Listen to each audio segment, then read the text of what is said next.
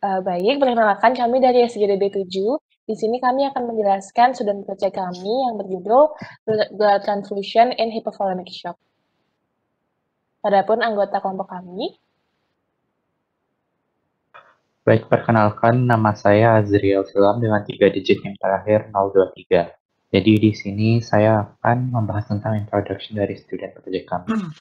Pertama-tama, hypovolemic shock merupakan sebuah kondisi di mana tubuh mengalami kompromi kardiovaskuler akibat adanya perfusi organ inadekuat yang disebabkan oleh loss of intravascular volume. Hal tersebut dapat diakibatkan baik itu oleh blood loss maupun extracellular fluid loss. Lanjut ke nomor 2, etiologi utamanya dapat disebabkan oleh trauma dan penyebab lain. Trauma di sini biasanya menyebabkan adanya major blood loss, di mana kondisi hypovolemic shock yang disebabkan oleh pendarahan akut dapat didefinisikan sebagai hemorrhagic shock. Sumber pendarahan tersebut bisa internal maupun eksternal. Kemudian untuk penyebab lain meliputi adanya fluid loss dari gastrointestinal system, impairment reabsorpsi di ginjal, skin fluid loss, dan third space sequestration. Untuk initial manajemennya, hypovolemic shock akibat fluid loss dapat dikelola dengan infus isotonic crystalloid solution untuk membalikan tisu perfusion menjadi kondisi normal. Sementara itu, untuk pasien hypovolemic shock yang disebabkan oleh severe blood loss, prinsip utamanya adalah menghentikan sumber bleeding dan replace loss of volume. Setelah kita berikan initial management, tergantung respon pasiennya, fluid resuscitation termasuk blood transfusion mungkin diperlukan. Dengan demikian, pada kesempatan ini kami akan membahas student project tentang blood transfusion in hypovolemic shock. Next. Berikut adalah research questions, objectives, dan benefits pada student project kami. Dapat dilihat di PPT. Next. Perkenalkan, nama saya Natasha Evelyn Chandra dengan 3 digit NIM terakhir 110. Yang pertama saya akan membahas mengenai general review dari shock hypovolemic, di mana shock hypovolemic adalah suatu kondisi gawat darurat medis yang merupakan bentuk lanjut dari hipovolemia yang disebabkan oleh kekurangan darah dan atau cairan dalam tubuh yang akan digunakan oleh jantung untuk memompa darah ke seluruh tubuh. Shock hypovolemik sendiri dapat terjadi karena adanya dehidrasi berat melalui berbagai mekanisme ataupun karena kehilangan darah. Prognosisnya sendiri tergantung seberapa besar volume yang hilang, di mana pasien dengan shock hypovolemik mengalami hipovolemia berat dengan penurunan perfusi perifer. Jika tidak ditangani, maka dapat menyebabkan cedera iskemik pada organ vital yang berujung pada kegagalan multisistem organ. Next. Transfusi darah adalah proses memberi darah atau produk berbasis darah dari satu orang ke orang lain melalui jalur intravena. Seperti diketahui, penyebab tersering dari shock hipovolemik adalah kehilangan darah akut atau dikenal dengan shock hemoragik, di mana trauma merupakan penyebab tersering dari shock hemoragik. Ada 2 jenis produk darah yang dapat diberikan melalui transfusi darah, yaitu whole blood dan juga komponen darah. Transfusi darah umumnya bersifat aman, namun tidak menutup kemungkinan adanya reaksi ringan hingga parah pada tubuh. Next. Selanjutnya yaitu mengenai penyebab dari shock hipovolemik. Seperti yang telah dijelaskan sebelumnya, shock hipovolemik dapat terjadi karena kehilangan darah dan atau kehilangan cairan ekstraseluler. Shock hipovolemik akibat kehilangan darah dikenal sebagai shock hemoragik. Sejauh ini penyebab utama dari shock hemoragik adalah cedera traumatis. Penyebab lain dari shock hemoragik yaitu pendarahan gastrointestinal, pendarahan akibat kehamilan ektopik, pendarahan akibat intervensi bedah, dan juga pendarahan vagina. Selain karena pendarahan, jumlah darah yang beredar di tubuh juga bisa berkurang apabila seseorang mengalami kehilangan cairan karena alasan non-hemoragik, di mana didasari oleh 4 penyebab. Yang pertama yaitu gastrointestinal loss, yang dapat terjadi karena cairan yang biasanya disekresi oleh saluran gastrointestinal tidak dapat diserap kembali. Hal ini terjadi pada kondisi muntah, diare, atau adanya drainase eksternal melalui stoma atau fistula. Lalu yang kedua yaitu renal loss, yang terjadi pada terapi diuretik dan juga diuresis osmotik dari hiperglikemia. Lalu yang ketiga yaitu skin loss, di mana kehilangan cairan juga bisa terjadi melalui kulit, seperti halnya pada kondisi luka bakar. Dan yang terakhir yaitu third space sequestration, di mana dapat terjadi pada kondisi obstruksi usus, pankreatitis, obstruksi sistem vena mayor, ataupun kondisi patologis lain yang menghasilkan respon inflamasi masif. Next. Sebelumnya, perkenalkan, nama saya Mada Devina Chandra Dewi dengan NIM 119. Di sini saya akan menjelaskan tentang patofisiologi dari blood loss. Pendarahan dapat menyebabkan berkurangnya volume cairan intravaskular, di mana respon awal tubuh terhadap kehilangan cairan ini adalah vasokonstriksi sirkulasi organ yang tidak vital. Hal ini untuk mempertahankan aliran darah menuju organ vital. Respon lainnya yaitu meningkatkan detak jantung dan kontraktilitas. Pada awal perdarahan, aliran balik vena dipertahankan dengan kontraksi sistem vena. Lalu respon lainnya yaitu ada pelepasan ketokolamin dan aktivasi baroreseptor yang akan dijelaskan pada slide selanjutnya. Next. Selanjutnya adalah pelepasan ketokolamin. Pelepasan ketokolamin dapat menyebabkan peningkatan resistensi vaskular perifer yang mengakibatkan peningkatan tekanan darah dan menurunkan tekanan nadi yang pada akhirnya dapat meningkatkan oksigenasi jaringan dan perfusi organ. Next. Selanjutnya adalah aktivasi baroreseptor. Aktivasi baroreseptor dapat mengaktifkan sistem saraf simpatis dan vasokonstriksi perifer yang dapat mengurangi aliran darah menuju organ yang tidak vital. Hal ini menyebabkan jaringan tersebut kekurangan oksigen sehingga terjadilah metabolisme anaerobik yang menghasilkan pirufat yang nantinya dirubah menjadi asam laktat. Hal ini menyebabkan tubuh mengalami asidosis. Apabila hal ini tidak ditangani dan asidosis memburuk, dapat menyebabkan perburukan kompromi hemodinamik, multiple organ dysfunction, hingga kematian. Next. Baik, perkenalkan nama saya Tivia Rishwari K. Batu Menantu dengan NIM digit terakhir 254. Untuk physiologic consideration-nya, rata-rata orang dewasa datang dengan volume darah 7% dari berat badan. Faktor usia dan keadaan fisiologis membuat volume darah bervariasi. Untuk anak-anak pula memiliki estimated blood volume 8 hingga 9% dari berat badan mereka. Untuk bayi pula adalah 9 hingga 10% dari total berat badan mereka. Terus, kehilangan urin dan juga perkembangan edema jaringan memperumitkan perkiraan kehilangan darah. Untuk perkiraan kasar kehilangan darah dapat diperoleh pada kondisi tersebut dengan menggunakan klasifikasi perdarahan akut. Rumus untuk perhitungan perkiraan volume darah untuk estimated blood volume adalah body weight kalikan dengan average blood volume. Terus untuk perkirakan average blood volume harus menggunakan rumus estimated blood volume kalikan dengan initial hemoglobin HI tolak dengan final hemoglobin HF dan di-divide dengan initial hemoglobin. Next. Baik, perkenalkan nama saya Kada Aprilia Sukmadewi dengan 3 digit terakhir 037. Selanjutnya ialah manifestasi klinis daripada shock hypovolemic.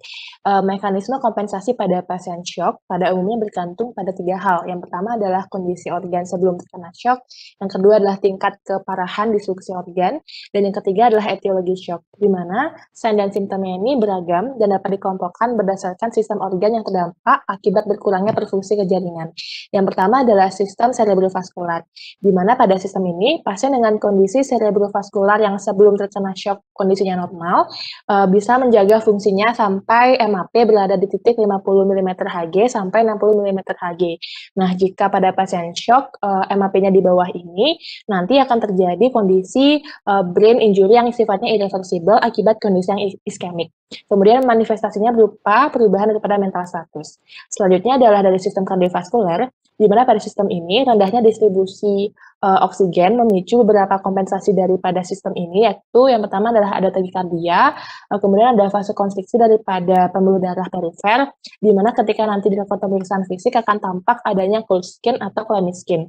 Kemudian yang ketiga adalah peningkatan daripada kontraktilitas otot-otot miokard. Selanjutnya, pada shock hypovolemic akan terjadi redistribusi sirkulasi ke organ-organ yang lebih vital seperti jantung dan juga otak, serta organ-organ seperti di GI tract, di kulit, dan juga di ginjal akan mengalami penurunan distribusi sirkulasi. Selanjutnya adalah sistem respirasi, di mana pada sistem ini ketika kondisi konsentrasi atau perfusi jaringan menurun, maka sistem respirasi kita akan merespon dengan meningkatkan intake daripada udara sehingga terjadi peningkatan respiratory rate. Kemudian selanjutnya adalah neuroendokrin, di mana pada sistem ini defisit dari perfusi memicu dilepaskannya antidiuretik hormon pada posterior pituitary gland, di mana memicu peningkatan reabsorpsi dari water dan juga salt. Nah, kemudian adalah dari renal system, di mana untuk meningkatkan volume darah, maka tubuh akan mengaktifkan RAS, di mana pengaktifan dari sistem ini akan memicu adanya retensi salt and water, dan juga ada vasokonstriksi daripada smooth muscle di arteriolar. Next. Nah, untuk diagnosis dari hypovolemic shock sendiri, tetap sama, ada 4 step yang harus dilakukan. Yang pertama adalah anamnesis. Pada anamnesis dilakukan basic 4 cycle 7, di mana kita harus menanyakan kondisi kesehatan sebelum terjadi shock, kemudian apakah pasien sedang mengkonsumsi obat-obatan tertentu, dan juga apakah ada riwayat trauma. Lalu pada pemeriksaan fisik, di sini kita harus melakukan beberapa hal. Yang pertama adalah melakukan pemeriksaan head-to-toe examination, di mana kita di sini mencari apakah ada source of bleeding yang menyebabkan dari kondisi hypovolemic shock. Kemudian adalah vital sign. Nah, pada vital sign ini kita mencari beberapa tanda shock seperti ada pulse rate yang meningkat atau takikardi dengan kondisi nadi yang lemah. Kemudian ada peningkatan respiratory rate, lalu blood pressure yang turun di bawah sistolik 90 mm Hg. Namun prinsipnya sesuai dengan ATLS dikatakan bahwa penanganan dari shock ini tidak boleh menunggu sistoliknya di bawah 90 mm Hg karena dapat memicu adanya stage shock yang lebih serius atau yang irreversible. Lalu kita harus memantau GCS dari pasien.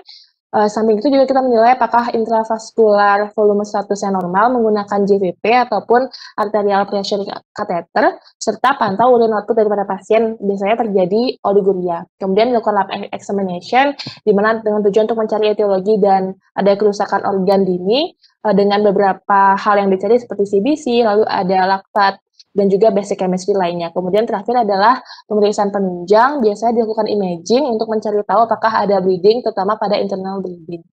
Selanjutnya. Baik, perkenalkan saya Putu Adiasa dengan 3 digit yang terakhir 060. Di sini saya akan membahas mengenai klasifikasi fisiologis dari pendarahan akut itu sendiri. Nah, untuk pendarahan berdasarkan efek fisiologisnya dapat dibagi menjadi 4 kelas yang nantinya dipakai sebagai patokan untuk mengetahui persentase kehilangan darahnya jika dilihat dari tanda klinis. Nah, kita bisa pakai klasifikasi ini untuk meng-highlight tanda awal dan patofisiologi dari status shocknya. Berdasarkan manual ATLS, pendarahan ini ada 4 kelas, yaitu kelas 1, 2, 3, dan 4. Nah, untuk yang pertama, untuk kelas 1, persentase kehilangan darah di kelas ini kira-kira di bawah 15%. Pada kategori ini, tanda klinis yang menandakan adanya kehilangan darah itu sangat minimal. Tekanan darah, tekanan nadi, dan laju pernafasan terlihat normal. Bahkan takikardia pun sangat jarang terjadi. Transfusi darah tidak diperlukan di pasien yang sehat karena volume darah yang hilang akan kembali lewat transcapillary refill dan mekanisme kompensasi lainnya dalam 24 jam ke depan. Lalu yang kedua, ada kelas 2. Persentase kehilangan darah di kelas ini kira-kira 15-30%. Tanda klinis seperti takikardi, takipnu, dan penurunan denyut nadi akan mulai tampak. Sangat penting untuk selalu mengevaluasi denyut nadi pada pasien di kelas ini. Jika kehilangan darah mempengaruhi sistem saraf pusat akan menimbulkan tanda seperti kecemasan dan rasa takut. Mayoritas pasien di kelas ini bisa distabilisasi dengan pemberian kristaloid. Dalam beberapa kasus, transfusi darah diperlukan. Lalu selanjutnya ada kelas 3, di mana persentase kehilangan darah di kelas ini sekitar 31-40%. Tanda klasik dari perfusi yang inadekuat akan muncul seperti mark takikardi dan takipnu, perubahan status mental, dan juga penurunan tekanan sistolik yang miserable. Prioritas utama penanganan di kasus ini adalah penghentian pendarahan yang bisa dilakukan dengan operasi darurat ataupun embolisasi. Pack red cell blood dan komponen darah akan diperlukan untuk mengembalikan pasien dari status shocknya. Lalu yang terakhir ada kelas 4, di mana persentase kehilangan darah di pasien ini kira-kira di atas 40%. Keadaan ini mengancam nyawa. Tanda seperti mark takikardi, penurunan tekanan sistolik yang signifikan, tekanan diastolik yang tidak terukur, maupun tekanan nadi sempit akan mudah sekali ditemukan. Pada fase preterminal, bradikardi akan mulai muncul. Status mental akan mark depressed. Transfusi dan pembedahan secepatnya dibutuhkan oleh pasien dengan kategori ini. Next.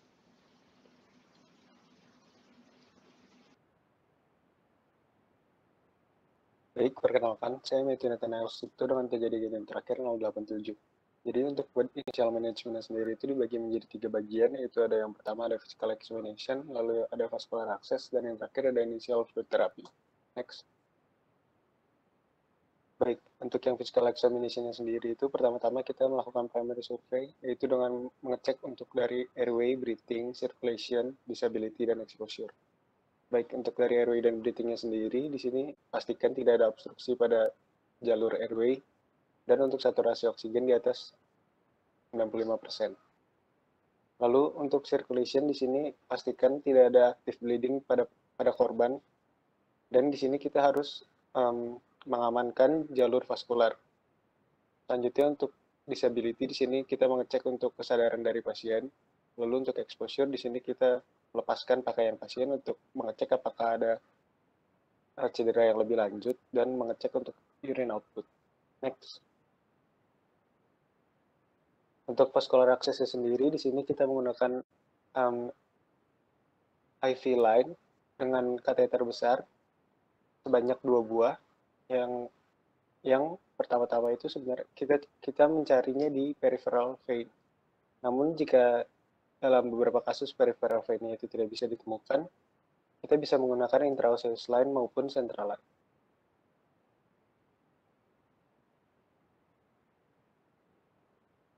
Baik, slide akan saya lanjutkan. Sebelumnya perkenalkan, nama saya Ibu Sri Alisidi Safika dengan NIM 131. Sebagai seorang dokter, ketika terdapat kondisi yang mengacu kepada kegawat daruratan, maka diagnosis dan manajemen perlu dilaksanakan secara simultan. Pemberian initial manajemen atau tata laksana awal dilakukan untuk mencegah terjadinya perdarahan lebih lanjut dan untuk mengganti volume cairan yang hilang pada pasien tersebut. Berdasarkan panduan ATLS edisi ke-10, pemberian terapi cairan awal yang disarankan untuk resusitasi adalah bolus isotonic fluid sejumlah 1 liter untuk orang dewasa dan 20 ml per kilogram untuk anak-anak yang memiliki berat badan kurang dari 40 kg. Pemberian kristaloid dan komponen darah sebagai pengganti dari volume cairan tubuh yang hilang juga direkomendasikan dalam kondisi ini. Pemberian kristaloid perlu diperhatikan pada perdarahannya yang dapat para klinisi, karena pada kondisi ini kristaloid justru dapat membahayakan kondisi pasien. Kemudian pemberian komponen darah sebagai resusitasi awal dapat diberikan jika pasien sudah masuk ke dalam kelas 3 dan juga kelas 4 hemorrhage. Pemberian komponen darah seperti low ratio dari packed red blood cell sebagai administrasi awal dapat mencegah perkembangan dari trombositopeni dan juga koagulopati pada pasien. Kemudian metabolic acidosis dapat terjadi pada shock di pasien tersebut. Dalam kondisi tersebut, klinisi perlu memperhatikan intervensi awal untuk mencegah terjadinya hilangnya volume darah secara signifikan. Intervensi dapat berupa resusitasi cairan ataupun darah. Namun berdasarkan panduan ATLS tersebut, pemberian natrium bikarbonat tidak direkomendasikan pada pasien shock hipovolemik dengan metabolic acidosis.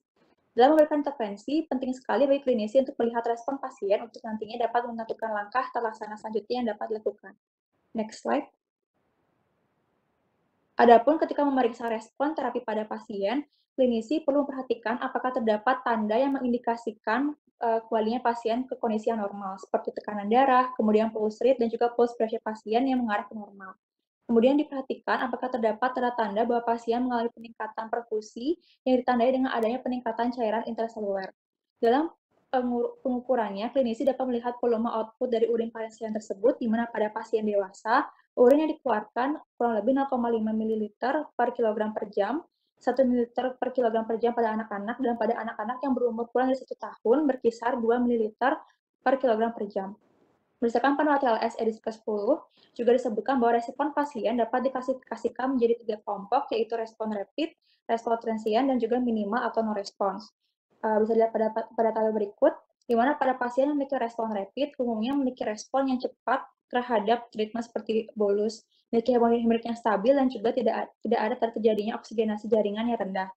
Pada pasien tersebut umumnya mengalami kekurangan cairan tubuh yang kurang dari 15% dari total volume darahnya, atau bisa diklasifikasikan dalam kelas 1 hemorrhage. Jika pasien sudah stabil, maka administrasi cairan dapat dilambatkan untuk dosis maintenance dan konsultasi untuk intervensi bedah dapat diberikan sejalan dengan initial treatment tersebut. Kemudian pada kelompok pasien transient, pasien dapat mengalami regresi indeks perfusi ketika initial terapi lanjutkan ke dosis maintenance. Dan kemudian pasien juga menunjukkan tanda kurangnya resusitasi atau adanya tanda kehilangan darah. Pasien ini umumnya mengalami kehilangan volume kurang lebih 15-40% atau diklasifikasikan pada kelas 2 dan juga kelas 3 hemorrhage. Penanganan yang dapat diberikan pada pasien ini dapat berupa transfusi darah dan juga blood component. Namun, intervensi pemberdayaan atau angiografi untuk mengontrol perdarahan juga dapat diberikan kepada pasien kelompok ini. Selain itu, pasien ini juga memerlukan massive transfusion protokol. Dan kemudian pada pasien dengan grup terakhir atau respon minimal atau tidak respon, umumnya memiliki karakteristik di mana pasien tidak merespon dengan pemberian kristaloid dan juga komponen darah ataupun transfusi darah, sehingga memerlukan intervensi definitif seperti angioembolisasi, operasi, dan lain sebagainya yang bertujuan untuk mengontrol perdarahan.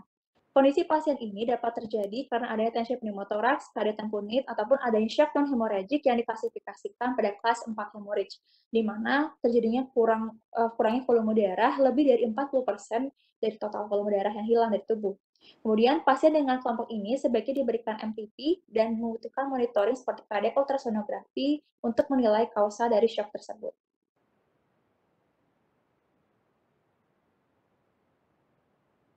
Baik, saya akan melanjutkan. Perkenalkan, nama saya Felicia Putri Natali dengan 3 digit NIM terakhir 057. Jadi ada lebih dari satu indikasi dari transfusi darah masif. Pada tahap awal resusitasi, pasien yang hemodinamiknya tidak stabil dengan atau tanpa pendarahan berkelanjutan harus diantisipasi dengan 4 unit paket sel darah merah. Pasien yang kehilangan darah harus diberikan resusitasi melalui intravena dan diberi oksigenasi. Untuk penilaian awal, nilai jalan nafas, pernapasan, dan sirkulasi. Pastikan tidak ada masalah yang menghalangi protokol transfusi masif. Disarankan dilakukan resusitasi dini dengan darah pada pasien di kelas 3 atau kelas 4 pada kasus shock hemoragik, seperti pada tabel berikut. Next. Lakukan protokol transfusi masif bila diagnosisnya mendukung. Pantau pasien dan berikan respon jika ada tanda penolakan atau efek samping pasca transfusi. Darah untuk transfusi sendiri harus didapatkan dengan aman. Syaratnya adalah diambil dari donor yang terseleksi dan sehat dan telah diuji bebas dari infeksi. Algoritma transfusi masif sendiri dibagi menjadi 3 babak. Babak pertama atau run 1, jika ada indikasi melakukan resusitasi, hal pertama yang harus dilakukan adalah menginformasikan ke bank darah, serta melakukan pemeriksaan laboratorium dasar berupa CBC, CMP, PT atau INR, PPT fibrinogen, dan ABG. Untuk pengobatan awal adalah asam tranexamic 1 gram IV bolus, kemudian 1 gram lagi setelah 3 jam. Setelah 8 jam, pastikan hemodinamik pasien baik. Kemudian berikan 4 unit sel darah merah paket negatif golongan O dan 2 unit frozen plasma golongan AB. Setelah itu, nilai kembali pasien. Dalam protokol ini dibagi menjadi 3 tim. Pertama, tim yang akan mengatur transfusi. Kedua, tim yang akan melakukan panggilan, memeriksa label, mengirimkan data lab, dan transfusi. Terakhir adalah orang yang akan bertindak sebagai pelari antara bank darah dan kaji kembali tanda vital dan hemodinamik pasien untuk memutuskan apakah pasien masih memerlukan protokol transfusi masif atau tidak. Jika pasien dalam keadaan stabil dan tidak membutuhkannya, hentikan protokol transfusi masif. Jika pasien masih membutuhkan transfusi masif, lanjutkan ke babak 2 atau round 2. Round 2 meliputi pemberian 4 unit sel darah merah paket negatif golongan O, 2 unit plasma beku segar golongan AB, dan 1 paket trombosit. Kirim ulang tes lab setiap 30-60 menit dan beri 1 gram kalsium secara IV. Selanjutnya, jika hasil lab menunjukkan kadar fibrinogen rendah, berikan 1 unit kriopresipitat. Lalu nilai kembali kondisi pasien. Jika pasien stabil, hentikan protokol. Jika pasien belum stabil, lakukan round 3 dalam protokol, yaitu mengulangi round 2. Jika pasien tetap tidak stabil, pertimbangkan ada masalah di faktor 7 sebagai protein dalam koagulasi. Pada round 3 ini anggota tim dalam protokol gawat darurat, dokter ahli anestesi, atau dokter lain tergantung pada kebutuhan pasien. Next. Ada beberapa kasus yang perlu diperhatikan, misalnya penderita cedera kepala dan penderita penyakit darah kronis seperti thalassemia dan leukemia. Ada juga populasi khusus yang harus diberi special attention seperti pasien lanjut usia. Pasien lanjut usia kebanyakan memiliki penyakit kardiovaskular dan transfusi tubuh normal. Perhatikan saat melakukan transfusi masif, lalu ada anak-anak dan wanita hamil. Next. Berikut ini adalah tabel yang menentukan kecepatan tesan transfusi. Kecepatan tesan transfusi ini bervariasi dan tergantung pada kondisi klinis pasien yang tercantum pada tabel berikut. Next. Perkenalkan, nama saya Cindy Tiovanis-Tomo dengan NIM terakhir 167.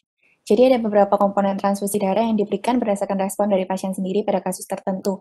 Misalnya pada shock hipovolemik akibat kehilangan banyak darah, maka tujuan utama transfusi darah adalah untuk mengembalikan kapasitas sirkulasi oksigen pada intravaskuler. Jadi untuk yang pertama ada whole blood transfusion, di mana mengandung semua elemen darah seperti eritrosit, leukosit, dan trombosit yang larut pada plasma. Biasanya digunakan pada kasus pendarahan yang parah karena elemennya penting untuk homeostasis dengan rasio mirip pada tubuh manusia.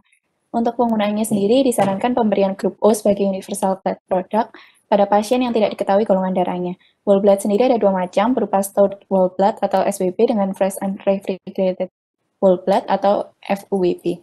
Untuk durasi penyimpanan SWB biasanya bertahan hingga 21-35 hari, sedangkan FUWB 4-72 jam. FUWB biasanya hanya digunakan untuk kasus tertentu dengan life-threatening bleeding karena memiliki resiko penularan infeksi yang lebih tinggi daripada SWB. Untuk yang kedua adalah picket red blood cells atau PRBC, di mana mengandung eritrosit yang sudah dipisahkan dari whole blood melalui proses sentrifugasi, menghasilkan konsentrasi hematokrit sekitar 60%. Nah, biasanya PRBC ini digunakan untuk resusitasi pada kasus pendarahan dengan kehilangan darah 20-30% volume normal, disertai dengan pemberian kristaloid. Dapat juga untuk beberapa indikasi lain, misalnya pasien post-surgery atau operasi jantung, pasien dengan HB kurang dari 6 dan gangguan fungsi jantung, serta yang lainnya. Untuk pemberian PRBC ini sendiri direkomendasikan yang fully cross-match untuk ABO dan RH type untuk menghindari efek samping transfusi darah. PRBC ini paling sering digunakan untuk kasus anemia dan masif trauma. Yang ketiga ada platelet konsentrat, di mana ini berisi trombosit yang memiliki peran besar dalam homeostasis dan pembekuan darah. Ini diindikasikan untuk kasus pendarahan dengan fungsi platelet yang buruk atau penurunan jumlah platelet pada blood counts, atau bisa juga pada indikasi pasien dengan fungsi bone marrow yang menurun. PC ini memiliki durasi penyimpanan yang lebih pendek, hanya sekitar 5-7 hari untuk menghindari pertumbuhan bakteri, dan untuk mendapatkan satu pak platelet ini dibutuhkan beberapa pak darah donor. Namun sekarang penggunaannya lebih dikembangkan untuk kasus kemoterapi atau transplant stem cells. Selanjutnya ada fresh frozen plasma atau FFP, di mana ini mengandung semua faktor koagulasi kecuali platelet. Termasuk di dalamnya ada albumin, antitrombin, protein C dan S, dan fibrinogen sebagai kandungannya yang paling banyak. FFP ini dapat diindikasikan untuk kasus pendarahan pada pasien dengan fungsi koagulasi yang abnormal, atau pada kasus di mana vitamin K tidak dapat mengcounter efek warfarin, atau pendarahan yang berhubungan dengan penggunaan warfarin. Yang terakhir ada cryo-AHF, yang mengandung konsentrasi fibrinogen dan faktor 8 yang tinggi, berbeda dengan FFP yang mengandung faktor koagulasi dengan rasio yang sama seperti di fisiologi tubuh normal. Transfusi cryo-AHF ini diindikasikan untuk pasien dengan FWB atau hemofilia tipe A. Dan dalam proses pembuatannya dihasilkan dari FFP yang disentrifugasi. Selanjutnya untuk target dari blood transfusion ini sendiri ada beberapa. Yang pertama fokusnya itu untuk mengembalikan kapasitas sirkulasi oksigen dan meningkatkan delivery oksigen ke jaringan. Tujuan dari blood transfusion ini harusnya untuk memenuhi target dengan prioritas pengembalian volume sirkulasi, pengembalian kekentalan darah, dan pengembalian kapasitas sirkulasi. Saat ini penanganan shock hemorrhage lebih berfokus pada damage control resuscitation, di mana ini didesain untuk prevent coagulopathy, asidosis, dan hipotermia sehingga mencapai SBP lebih dari 90 mmHg tanpa menyebabkan kondisi pendarahan ulang. Transfusi yang dilakukan segera diketahui lebih berguna dibandingkan dengan penggunaan kristaloid secara masif dalam kasus resusitasi. Pada kasus severe hemorrhage, semua transfusi dapat menyebabkan beberapa efek samping, misalnya hipokalemia, hipotermia, dan yang paling sering ada koagulopati yang muncul pada 30% kasus. Sehingga dalam pemberiannya harus diobserv VT, VTT, dan platelet count. Sebelumnya perkenalkan saya Raffi Devula dengan NIM 078. Selanjutnya adalah komplikasi. Untuk komplikasi ini itu dapat berupa reaksi dari transfusinya sendiri ataupun dalam bentuk infeksi. Untuk komplikasi dari onsetnya dibagi jadi dua, itu yang akut itu berlangsung kurang lebih 24 jam, kurang dari 24 jam, lalu delay yang lebih dari 24 jam, bahkan berhari-hari. Bisa di next. Kemudian yang pertama itu yang akut. Yang pertama adalah akut hemolytic transfusion reaction. Penyebabnya adalah karena ketidakcocokan antara sel darah merah pada resipien dan juga pendonornya. Gejalanya itu dapat berupa demam, back pain, hypotension, dan gejala lainnya. Kemudian ada febrile non-hemolytic transfusion reaction, di mana ini merupakan reaksi dari antibodinya resipien terhadap komponen sel darah putih milik pendonornya. Gejalanya dapat berupa demam, nausea, bahkan muntah-muntah. Bisa di next. Kemudian alergi dan juga anaphylactic transfusion reaction. Jadi penyebabnya untuk alergi sendiri itu adalah dikeluarkannya atau dirilisnya mast cell mediator. Untuk yang anaphylactic sendiri itu merupakan akibat dari interaksi antara antibodi dengan plasma protein milik pendonor. Gejalanya itu kalau untuk alergi itu bisa berupa urtikaria dan juga pruritus, tapi untuk yang lebih parahnya lagi itu dapat berupa bronkospasma dan juga anafilaksis. Kemudian ada TRALI atau transfusion related acute lung injury. Itu penyebabnya berupa penumpukan dari leukosit antibodies dan gejalanya berupa hipoksemia, respiratory failure, dan juga pulmonary edema. Bisa di next.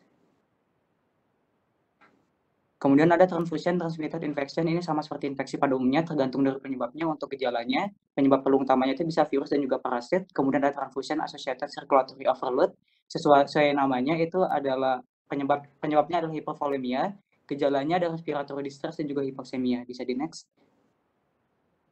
Kemudian ada yang delay. Untuk delay ini pertama ada delay hemolytic transfusion reaction. Penyebabnya adalah suatu reaksi anamnestik terhadap antigen dari pendonornya.